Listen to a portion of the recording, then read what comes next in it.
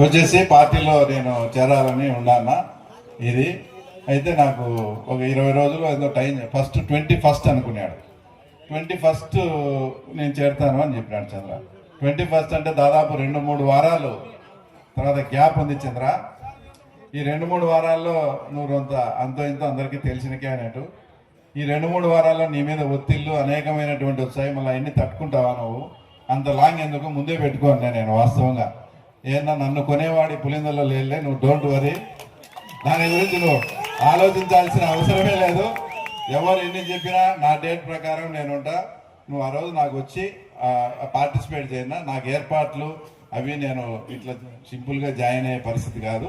నేను ఒక వేంపల్లి మండలంలోనే ఒక స్థానిక సంస్థలకు ఒక ఊపు తెచ్చే విధంగా ఆ రకంగా మనం ప్లాన్ చేసి చేద్దామన్నాడు. ఎస్, మళ్ళీ ఆయనకు మీ అందరికీ తెలుసు, వైఎస్ఆర్సీపీ పార్టీలో ఉండే స్టెప్ బై లీడర్ లాస్ట్కు మాజీ సీఎం కూడా ఏది ప్రయత్నం చేసినా కూడా ఇన్ని ఒత్తిళ్లకు ఇంత దాంట్లో కూడా లొంగకుండా ఈరోజు మన పార్టీలోకి వచ్చి, నేను ఇందాక తర్వాత మా నాగభూషణ కూడా చెప్తాను, ఎలక్షన్ టైంలో కూడా నేను ఇంత మీటింగ్ పెట్టలే. ఏది నేను ఎలక్షన్ కంటెస్ట్ చేసి 2024లో కూడా నేను ఇంత మీటింగ్ పెట్టలే ఎప్పుడూ కూడా. అంతటి బ్రహ్మాండమైన మీటింగ్ పెట్టి ఎన్ని ఒత్తిళ్ళు వచ్చినా ఇంతమంది వచ్చి చంద్ర తరఫున, అంటే చంద్ర ఒక 300 నుంచి 400 మంది కండువాలు ఆర్డర్ ఇస్తాడు, అది అడ్రస్ చెప్పినాడు. ఏంటి నీ భాషలు అంటే నువ్వు చూచావు కదా నా బుద్ధి అన్నాడు. ఈ బుద్ధి మీరు అందరూ ఉన్నారు, చూశారా లేదా? ఎంతమంది పార్టీలో చేరినారో, ఎంతమంది చేసినారో. అట్లే ఇందాక ఈశ్వరుడు అన్న అది చెప్పినట్లు నేను ఎక్కడో కొంచెం భయపడతా వచ్చిన వేంపల్లెకు. ఏమైనా మొత్తం బీగాలు వేసి అందరూ వెళ్ళిపోయినారేమో, మన అమ్మగారి పల్లె మాదిరి ఏమైనా ఉంటుందేమో అని నాకు చాలా టెన్షన్గా ఉన్నది. వాళ్ళు మాట్లాడతారు, బుద్ధి ఉందా లేదా? అది 200 ఓట్ల ఊరు. గతంలో మాకు 40-45 ఓట్లు వచ్చినాయి. మళ్ళీ ఈశ్వరుడు అన్న కుటుంబాలు 4-5 వాళ్ళ చిన్న పిల్లలు చేరినారు. దాదాపు ఇప్పుడు 78 ఓట్లు అయితే 10 ఓట్లు అటు ఇటు ఈక్వల్ అవుతుంది. అలాంటి దాన్ని పట్టుకొని మీరే పిలిపించుకొని ఆ తర్వాత మీరే డిన్నర్ పెట్టుకొని అక్కడంతా నాకంటే నిరసన సేగట పోతానే పూలతో స్వాగతం పలికింది. ఈడ స్టేజ్ మీద ఉన్న వాళ్ళు కూడా చూసినారు. టపాసులు పేరుస్తా పూలతో స్వాగతం పలికి తర్వాత ఆ ఊరంతా పోతే దానికి వచ్చే నిరసన సెగంట. వాళ్ళు ఏ రకంగా అక్కడుండే లేడీస్నంతా అక్కడికి పిలిచిపోయినారో చిన్న బిట్టు పెడతాను మీరు పత్రికేయులు.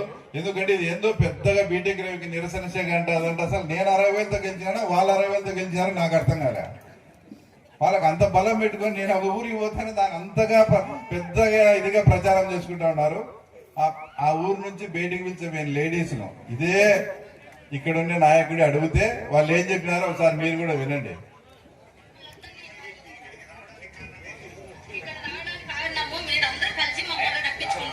మళ్ళా ఒకసారి ఇస్తారా?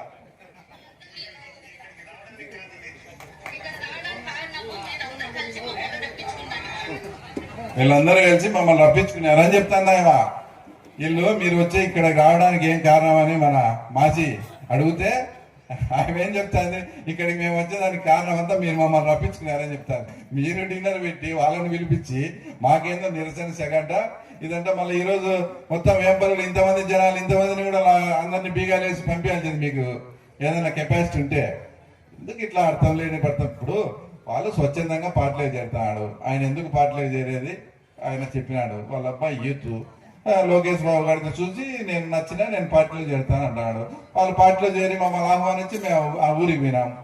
ఇప్పుడు జనరల్గా మా పల్లెల్లో కూడా అవినాష్ రెడ్డి గారు ప్రచారానికి వస్తారంటే మాకు సంబంధించిన వాళ్ళంతా సింహాద్రి ప్రముఖ ఆడుకోపోతాం. ఎందుకు వాళ్ళు వచ్చారంటే ఆ టపాసులు కాల్తా పూలతో ఒకటి ఏదైనా అనుకోని డిస్టర్బెన్స్ అది, అది కామన్ థింగ్.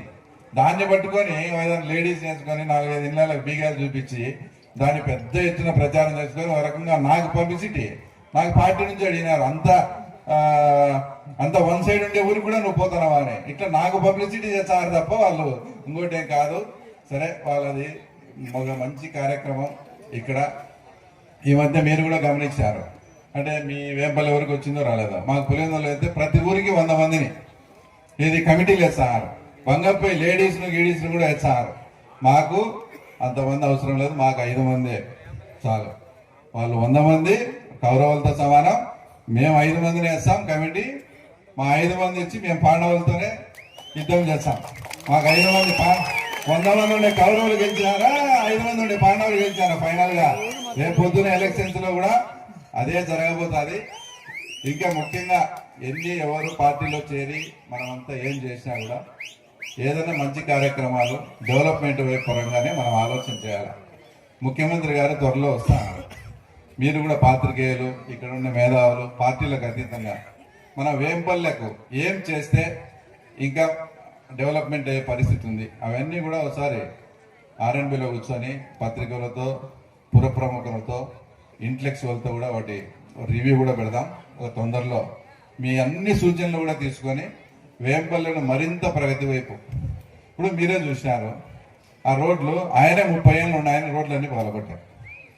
ఏదన్నా వేరే దాంట్లో చేసినాడంటే కొన్ని అయితే ఘోరం పాడాలో చేసినారు.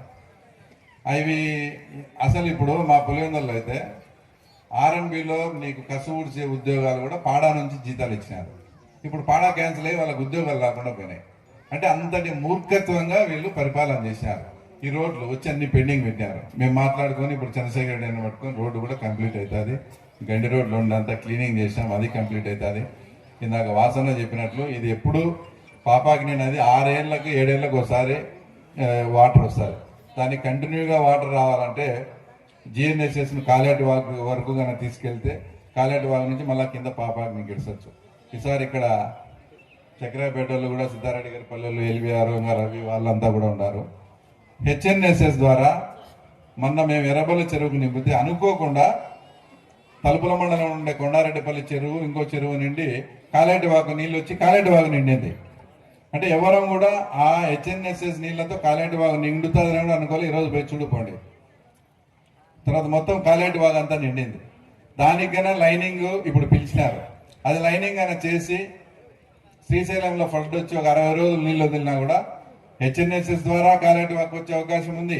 వాసన చెప్పినట్లు కడప నుంచి గన గండి మీద గన కాలేటి వాకు తీసుకుపోతే పాపాగ్ని నది పారిందంటే ఇంకెప్పుడు వేంపల్లె ఆల్మోస్ట్ ఆల్ సస్యశ్యామలం అవుతుంది. ఇద్దరు ముఖ్యమంత్రులుగా పనిచేసినా కూడా లాస్ట్ సమ్మర్లో మేము చూసినాం. షబీర్ కానీ ముల్లుడిని కానీ మేమంతా అనేకమైనటువంటి బోర్లు వేయించాం. తాగునీటి సమస్య కూడా ఇద్దరు ముఖ్యమంత్రులు పనిచేసి ఇక్కడ ఉందంటే వీళ్ళ పరిపాలన మేము మళ్ళీ అట్లా చేసినాం ఇట్లా చేసినామని చెప్తారు. అదే తాగునీటి సమస్య తీర్చేదానికి ముఖ్యంగా చక్రాయపేట మండలంలో కూడా మొన్న అక్టోబర్లో నవంబర్లో కూడా గడ్డమారుపల్లె, చిలేకానిపల్లెలో తర్వాత నీళ్లు తోలిన సందర్భం ఉంది ట్యాంకర్లతో. వీటికి శాశ్వత పరిష్కారం చేసే దిశగానే ఆ తర్వాత ప్రతి ఇంటికి కూడా అంటే తాగునీరు అందించే కార్యక్రమంలో మన ముఖ్యమంత్రి గారు వచ్చి ఆ ప్రోగ్రామ్ ఇనాగ్రేషన్ చేస్తున్నాడు. ఇక చక్రాయపేటకు కానీ వేంపల్లెకు కానీ తాగునీరు సమస్య అనేది భవిష్యత్తులో లేకుండా ఒక శాశ్వతమైన పరిష్కారం తర్వాత చంద్రబాబు నాయుడు గారి ద్వారా, కూటమి ప్రభుత్వం ద్వారా జరిగిపోతా ఉంది. కాబట్టి మీరు కూడా ఇక్కడ ఈరోజు చేరినారు.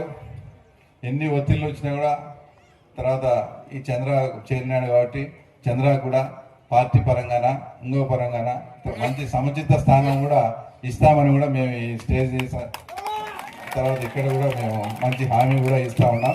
అందరం కలిసికట్టుగా పనిచేస్తాం. సమస్య లేదని ఉంటే చెప్పండి, చేసుకుందాం. తప్పకుండా ఇవన్నీ ఎక్సర్సైజు ఇదంతా చేసేది కూడా మనము ఏదైనా పొలిటికల్ యాక్టివిటీ చేస్తా అంటేనే రాబోయే రోజుల్లో ఇప్పుడు భవిష్యత్తులో మనం ఇక్కడ అసెంబ్లీకి వెళ్ళాలన్నా, ఇక్కడ ఎమ్మెల్యే గెలవాలన్నా కూడా ముందు మన వాళ్ళు వార్డు మెంబర్లు, ఎంపీటీసీలు, జెడ్పీటీసీలు, తర్వాత పంచాయతీ సర్పంచ్లు, మున్సిపల్ చైర్మన్లు అయితేనే మనకి ఏదన్నా కానీ ఫ్యూచర్ కూడా బాగుంటుంది. కాబట్టి కలిసికట్టుగా ఆ ఉద్దేశంతో పనిచేయండి. తప్పకుండా మీకు ఏది ఎదురైనా కూడా మీ వెనక నేనుండి మిమ్మల్ని ఆదుకునే దానికి మేమంతా సిద్ధంగా ఉన్నాం. తర్వాత ముఖ్యమంత్రి గారితో కూడా వాసన్న తర్వాత ఆదినారాయణ రెడ్డి గారు కూడా పులివెందుల మీద ప్రత్యేకంగా మీటింగ్ కూడా ఒక 10 రోజుల్లో జరుగుతుందని కూడా చెప్పినారు. ఆ రోజు పోయి ఇంకా మన ఇబ్బందులు, మన కార్యకర్తలు ఇంతవరకు 1.5 సంవత్సరం అయింది, ఇంకా ఏం జరగలేదు. తర్వాత కొన్ని జాబ్స్ మనం అందరికీ ఇవ్వలేకున్నాం.